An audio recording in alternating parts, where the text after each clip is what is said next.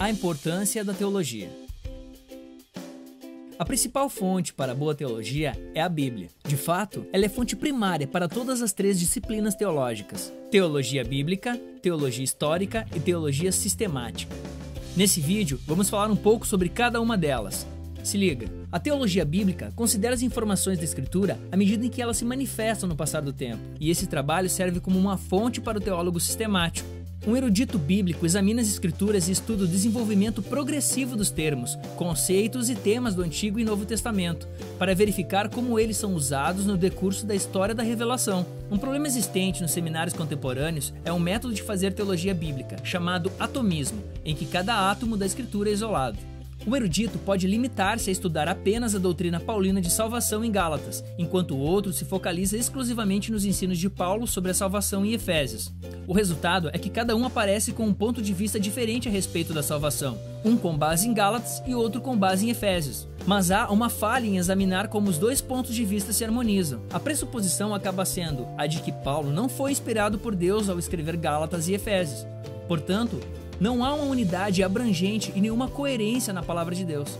Em anos recentes, tem sido comum ouvirmos teólogos afirmarem que achamos não somente diferenças na teologia entre Paulo anterior e o Paulo posterior, mas também tantas teologias na Bíblia quanto existem seus autores e que elas não se harmonizam. Esse é um ponto de vista negativo sobre a coerência da Escritura e se torna perigoso quando alguém se focaliza apenas em uma parte restrita da Bíblia, sem, ao mesmo tempo, considerar toda a estrutura da revelação bíblica.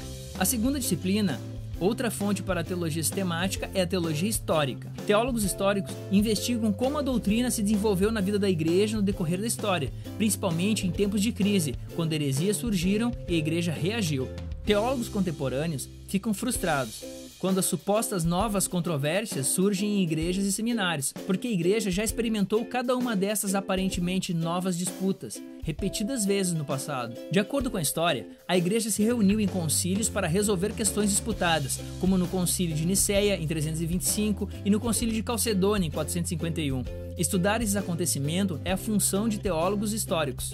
A terceira disciplina é a teologia sistemática. O trabalho dos teólogos sistemáticos consiste em examinar a fonte das informações bíblicas, as fontes dos desenvolvimentos históricos que surgiram por meio de controvérsias e concílios eclesiásticos, seus credos e confissões subsequentes, bem como o discernimento dos grandes pensadores com os quais a igreja foi abençoada no passar dos séculos. O Novo Testamento nos diz que, em sua graça, Deus concedeu mestres à igreja, Efésios 4, do 11 ao 12. Nem todos são mestres tão perspicazes como Agostinho, Martim Lutero, João Calvino, Jonathan Edwards. Esses homens não têm autoridade apostólica, mas a pura magnitude da sua pesquisa e a profundidade de seu entendimento beneficia a igreja em toda a época. Os teólogos sistemáticos não estudam somente a Bíblia, os credos e as confissões da igreja, mas também o discernimento dos principais mestres, que Deus outorgou no decorrer da história.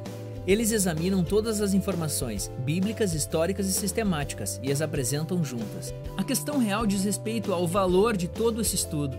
Muitas pessoas acreditam que o estudo teológico tem pouco valor. Elas dizem: eu não preciso de teologia, preciso apenas conhecer Jesus. Mas a teologia é inevitável para todo cristão.